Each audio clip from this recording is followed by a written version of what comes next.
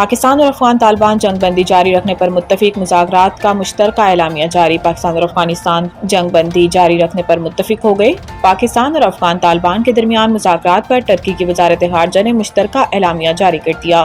مشترکہ اعلامیے کے مطابق ٹرکی اور قطر کی ثالثی میں پاکستان اور افغانستان کے درمیان 25 سے 30 اکتوبر تک استنبول میں مذاکرات ہوئے۔ یہ مذاکرات دوحہ میں 18 اور 19 اکتوبر کو طے پانے والے جنگ بندی معاہدے کو مضبوط بنانے کے لیے منعقد کیے گئے۔ اعلامیے میں کہا گیا ہے کہ فریقین نے جنگ بندی کے تسلسل میں اتفاق کیا ہے۔ جنگ بندی کے نفاذ کے قواعد و ضوابط 6 نومبر سے استنبول میں ہونے والے مذاکرات میں طے کیے جائیں گے۔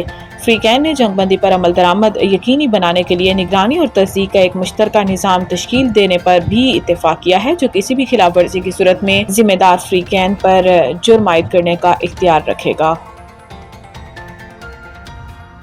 تباہ کن اسلحہ کے ساتھ گھروں کو لوٹنے والے پناہ گزین نہیں، دہشت گرد ہیں۔ وزیر دفاع خواجہ آصف نے افغان وفد کے بیان کو بے بنیاد اور غیر منطقی قرار دیتے ہوئے شدید تنقید کی اور کہا کہ ٹی ٹی پی کے دہشت گردوں کا افغان سرزمین پر پناہ گزینوں کے طور پر موجودگی کا دعویٰ بالکل مضحکہ خیز ہے۔ واضح ہے کہ استنبول مذاکرات میں شریک افغان وفد نے دعویٰ کیا تھا کہ یہ دہشت گرد اپنے گھروں کو واپس جا رہے ہیں۔ سوشل میڈیا پر اپنے پیغام میں وزیر دفاع نے سوال اٹھایا کہ یہ کس طرح کے پناہ گزین ہیں جو اپنے گھروں کو انتہائی تباہ کن اسلحے سے لیس ہو کر واپس جا رہے ہیں۔ انہوں نے کہا کہ یہ کیسے پناہ گزین ہیں جو سڑکوں یا گاڑیوں کے ذریعے نہیں بلکہ چوروں کی طرح پہاڑوں کے دشوار گزار راستوں سے پاکستان میں داخل ہو رہے ہیں۔ خواجہ آصف نے افغان وفد کے موقف کو ان کی نیت کی بے ایمانی اور عدم صداقت کا غماز قرار دیتے ہوئے کہا کہ ان کا یہ بیان ان کی کمزوری اور عدم خلوص کو ظاہر کرتا ہے۔ خواجہ آصف نے مزید کہا کہ اگر افغان سرزمین پاکستان کے خلاف دہشت گردی کے لیے استعمال ہوئی تو پاکستان ہر قیمت پر جواب دے گا۔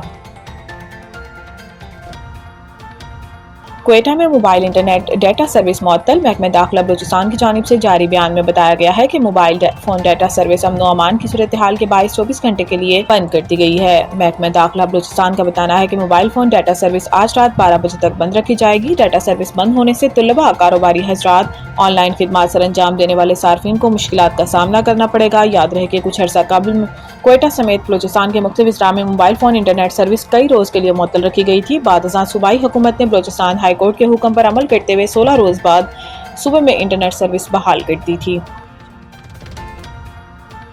سعودی عرب نے عمرہ ویزا پالیسی میں اہم تبدیلیاں کر دیں۔ سعودی عرب کی وزارت حج و عمرہ نے عمرہ ویزا ملنے کے 1 ماہ کے اندر سفر لازمی قرار دے دیا۔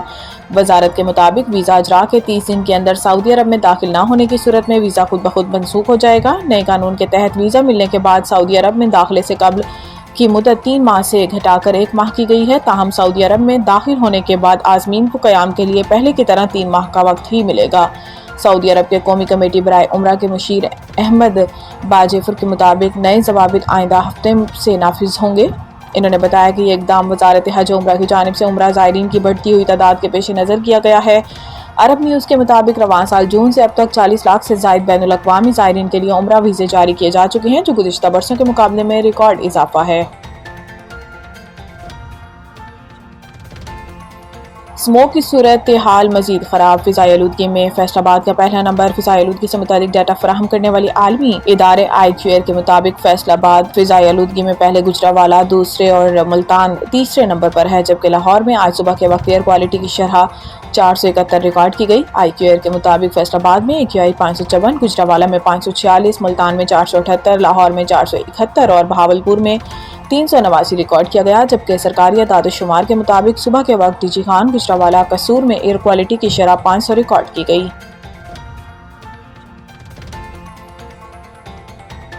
ٹیسٹ کرکٹ کی تاریخ میں انقلابی قدم، چائے کا وقفہ کھانے سے پہلے نیا شیڈول متعارف۔ بھارتی اور جنوبی افریقہ کی ٹیموں کے درمیان 22 نومبر کو گوہاٹی میں ہونے والے دوسرے ٹیسٹ میچ میں اس نئی ترتیب کو آزمایا جائے گا۔ بھارتی میڈیا کے مطابق یہ فیصلہ مشرقی بھارتی خطے میں سورج کے جلد طلوع اور غروب ہونے کی وجہ سے کیا گیا ہے، جہاں گوہاٹی میں سورج دیگر بھارتی شہروں کی نسبت پہلے نکلتا اور غروب ہوتا ہے۔ اس تبدیلی کا مقصد یہ ہے کہ دن کے 90 اوورز قدرتی روشنی میں مکمل کیے جا سکیں۔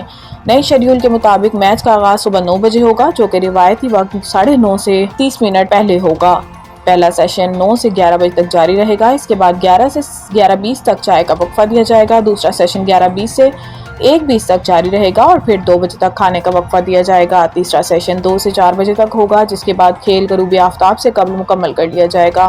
یہ فیصلہ بھارتی اور جنوبی افریقہ کرکٹ بورڈ کی باہمی رضامندی سے کیا گیا ہے، جس کا مقصد گوہاٹی کے مخصوص موسمی حالات کو مد نظر رکھتے ہوئے کھیل کی بہتر پیش رفت کو یقینی بنانا ہے۔